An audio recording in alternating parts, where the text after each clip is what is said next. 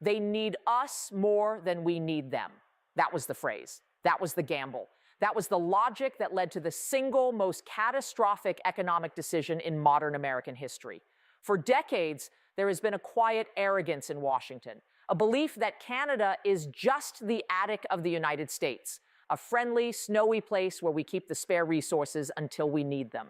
A 51st state in everything but name. The assumption was simple. America holds the cards. America has the consumer market. America has the military. If push came to shove, Canada would fold. Well, as of this morning, Sunday, January 25th, 2026, we found out what happens when the nice guy finally snaps. 48 hours ago, President Trump signed Executive Order 1/99, imposing a blanket 25% tariff on all Canadian imports, energy, lumber, aluminum, everything.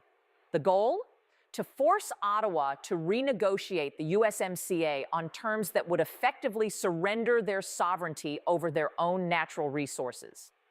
The White House expected a delegation of polite Canadians to fly to D.C., hat in hand, begging for a waiver. In a move that no analyst on Wall Street priced in, Prime Minister Justin Trudeau, or perhaps his successor, driven by a unified parliament, didn't just issue counter-tariffs. He invoked the National Strategic Reserve Act. He didn't tax the exports, he banned them. As I speak, the valves on the Enbridge mainline are closing. The trains carrying potash to the Midwest are stopping at the border. The uranium shipments destined for American nuclear power plants have been grounded, and the American economy? It isn't just sneezing, it is going into cardiac arrest. Gas prices in the Midwest jumped 80 cents overnight. The Chicago Board of Trade suspended trading on wheat futures because the fertilizer panic is so severe. And the U.S. Department of Energy just issued a red alert for the Texas power grid, not because of the cold, but because the refineries that feed it are starving. In this deep dive, we are going to expose the lie of energy independence. We are going to show you why the United States is chemically, geologically, and strategically addicted to Canada. We are going to break down the three specific commodities, heavy crude, uranium, and potash, that are about to bring the world's largest economy to its knees. This isn't a trade war. This is a siege. And for the first time in history, the United States is on the wrong side of the wall.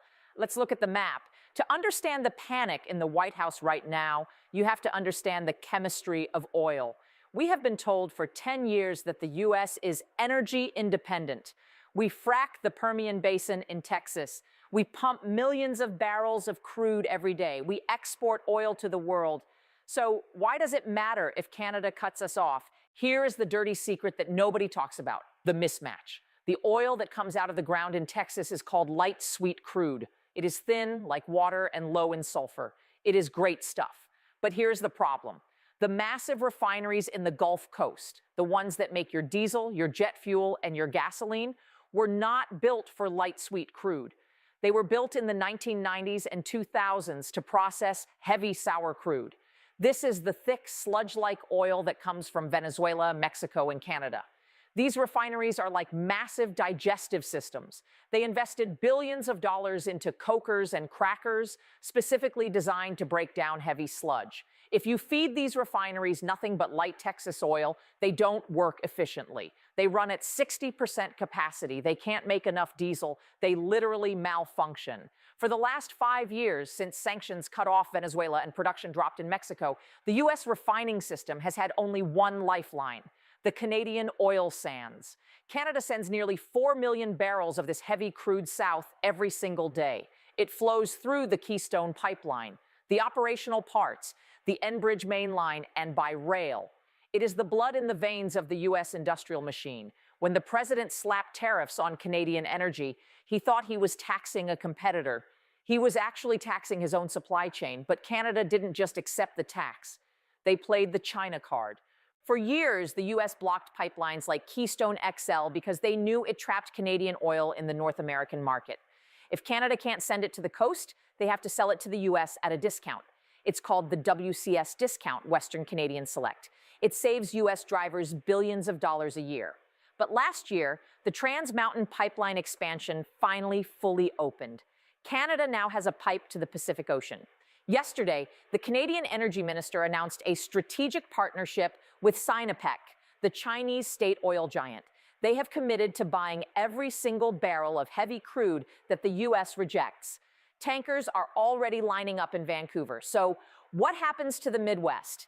The PADD2 district, the Midwest, relies on Canadian oil for 70% of its refinery feedstock. 70%. Without that oil, the refineries in Illinois, Ohio, and Minnesota have to shut down. You cannot just ship Texas oil up there overnight. There are no pipelines going north-south in that volume. The infrastructure is built to go north to south or west to east. We are looking at a scenario where gas stations in Chicago, Detroit, and Minneapolis run dry in 72 hours. Not high prices, no gas. The Strategic Petroleum Reserve, SPR, it's mostly filled with medium sour crude. It can help, but it can't replace 4 million barrels a day of specific heavy grade. And even if it could, the SPR is located in the Gulf, not the Midwest. The arrogance of "we don't need Canada" ignored the physical reality of the pipeline map. We built a continent-wide energy machine, assuming the border didn't exist. Now that the border is a wall, the machine is broken. If you think the gas lines are bad, wait until you check your electric bill. The United States generates about 20% of its electricity from nuclear power. It is the baseload. It is what keeps the lights on when the wind isn't blowing and the sun isn't shining. But here is a terrifying fact. The United States produces almost zero uranium. We import 95% of the fuel for our reactors. Where did we used to get it? Russia, Kazakhstan, and Uzbekistan. But in 2024, Congress banned Russian uranium imports to punish Putin. That left us with one reliable, secure, massive supplier, Canada. The Athabasca Basin in Saskatchewan is the Saudi Arabia of uranium. The Cigar Lake and McArthur River mines produce the highest grade uranium on Earth. Cameco, the Canadian giant, keeps the U.S. nuclear fleet running. When the trade war started, the White House assumed nuclear fuel would be exempt. It wasn't. In a move that shocked the Pentagon, Ottawa designated uranium a critical national security asset. They have paused all export licenses to the U.S. pending a security review. This is a checkmate. Nuclear power plants run on fuel cycles of 18 to 24 months. They don't have years of inventory sitting in the parking lot. Some plants are due for refueling this spring. If they don't get the fuel bundles, they have to power down. If we lose 20% of our grid capacity right as summer approaches, we are looking at rolling blackouts across the eastern seaboard. And unlike oil, you can't just buy uranium on the spot market. It has to be mined, milled, converted, enriched, and fabricated. The supply chain takes years. Canada knows this. They know that without their yellow cake, the U.S. Navy's aircraft carriers don't sail, and the lights in Washington, D.C. go out. This is the quiet leverage. Canada doesn't brag about its military, but it holds the keys to ours. The U.S. Department of Energy is currently scrambling to find alternative supplies in Australia and Namibia. But the logistics aren't there, and guess who has been buying up the African supply? China. By pushing Canada away, we have pushed them into a corner where they might sell that strategic asset to our adversaries. Imagine Chinese reactors powered by Canadian uranium, while American reactors sit cold because of a dispute over lumber tariffs. It is strategic suicide. Energy keeps us moving. Uranium keeps us warm. But this next one, this one keeps us alive. Let's talk about potash. It's a pink salt. You've probably never thought about it, but if you eat food, you depend on it. Potash is the K in NPK fertilizer, nitrogen, phosphorus, potassium. You cannot grow corn, soy, or wheat at industrial scales without it. The plants get weak, they don't yield, and the food supply collapses. The world has three main sources of potash: Russia, Belarus, sanctioned, unreliable, difficult to ship; Canada, Saskatchewan. Everyone else, tiny amounts. Saskatchewan alone produces nearly 1/3 of the world's supply. But more importantly, it supplies 85% of the potash used by American farmers. 85%. We don't have a backup. There are no massive potash mines in Iowa. When Trump slapped the 25% tariff on all Canadian minerals, he effectively put a 25% tax on every bushel of corn grown in America. But Canada didn't just let us pay the tax. They stopped the trains. The Premier of Saskatchewan, acting in coordination with the Prime Minister, has cited supply chain instability and halted rail shipments south. We are weeks away from the spring planting season. Farmers in the Corn Belt are sitting on their tractors, staring at empty barns. They need that fertilizer now. If they don't put it in the ground in April, there is no crop in October. If Canada keeps the potash north of the border for just 30 days, we miss the planting window. Yields could drop by 30–40%. Do you know what that does to the price of food? Corn feeds the cows. Soy feeds the chickens. The price of beef, chicken, milk, eggs, and bread will double. This is the breakfast tax, and it's entirely self-inflicted. We are already seeing the Big Mac index futures spike. Analysts are predicting a $15 Big Mac by July if this isn't resolved. Canada, meanwhile, has a bumper crop. They have all the fertilizer they need. They can sell their surplus food to the world at record prices, while American farmers go bankrupt. The irony is crushing. The tariffs were supposed to save the American farmer from unfair competition. Instead, they are depriving the American farmer of the one thing he needs to compete.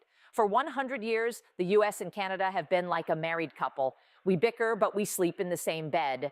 The assumption in Washington was that Canada has nowhere else to go. They are landlocked to the US. They share our culture. They are trapped. That might have been true in 1990. It is not true in 2026. This morning, the Canadian Trade Minister announced the Pacific Gateway Initiative. Ottawa is slashing regulations to fast-track LNG, liquefied natural gas terminals on the West Coast. They are fast-tracking critical mineral exports to Japan, South Korea, and yes, China. The report from RBC, Royal Bank of Canada, calls it the dependency trap exit strategy. Canada is realizing that being 70% dependent on the US for trade is a national security risk. They are willing to take a short-term recession to break that chain. This is the nightmare scenario for the Pentagon. We rely on Canada for NORAD. The radar stations that detect Russian missiles over the Arctic are on Canadian soil. We rely on Canadian aluminum to build our F-35 fighter jets. Canada provides 70% of US aluminum imports. We rely on Canadian steel for our tanks. If Canada decides to become neutral in the trade war, if they say, we will trade with everyone equally, suddenly the US defense industrial base has a gaping hole in it. We can't build jets without their metal. We can't fly them without their fuel. We can't spot incoming missiles without their land. And the zombie USMCA, it's dead. The free trade agreement is effectively suspended. We are back to 1930s protectionism. But in the 1930s, the US was self-sufficient.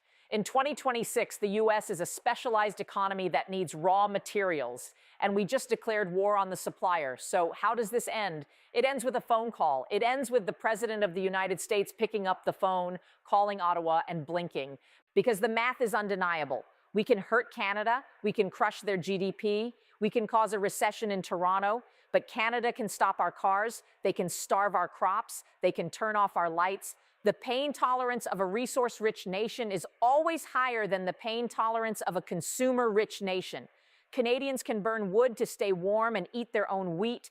Americans cannot eat iPhones. This trade war has exposed the fragility of the American empire. We expanded our influence globally, but forgot to secure our own backyard.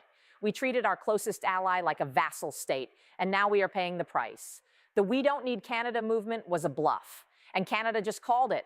As we watch the markets open on Monday, keep your eye on 3 tickers: Cameco, CCJ for uranium, Nutrien, NTR for potash, Exxon, XOM for refining margins. If those stocks are moving, the crisis is deepening. We will likely see a temporary exemption announced by the White House within 48 hours. They will call it a goodwill gesture, but we will know the truth. They looked at the empty gas tanks in the Midwest, and they realized that in 2026, the map hasn't changed. Geography is destiny, and we are stuck with each other.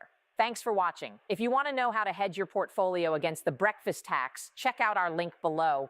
And hit subscribe, because the next domino to fall is the US auto industry, and you won't believe what's happening in Detroit right now.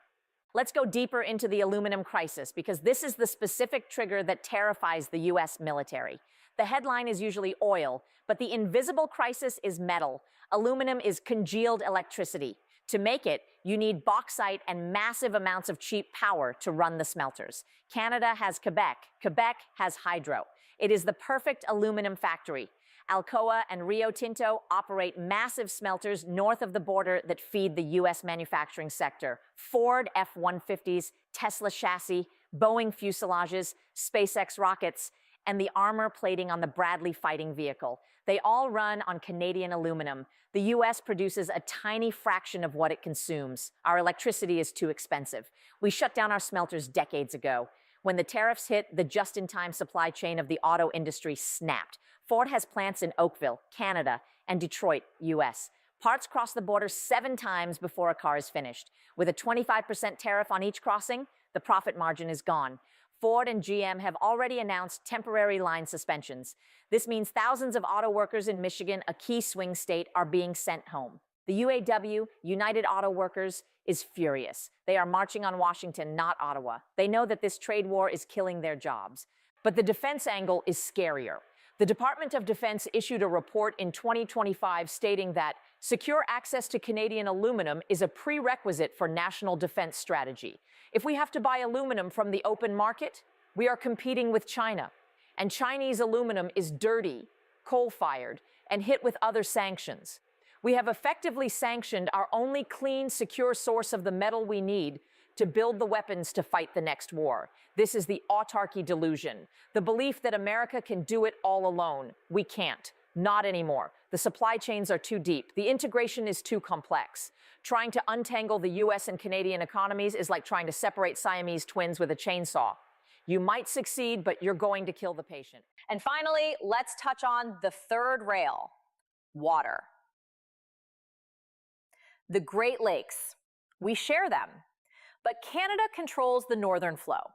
For years, the arid southwest of the U.S. has been eyeing Canadian fresh water, schemes to pipe water from Manitoba to Nevada. Canada has always said no. But in a trade war, no becomes a weapon. There are treaties governing the flow of the Columbia River.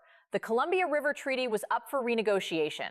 If Canada decides to maximize reservoir levels on their side for hydropower needs, a plausible excuse, the water levels in Washington state and Oregon drop. The Grand Coulee Dam loses capacity. The Pacific Northwest, home to Amazon and Microsoft data centers, loses power. Water is the ultimate resource, and Canada has 20% of the world's fresh water. You can print money. You cannot print water.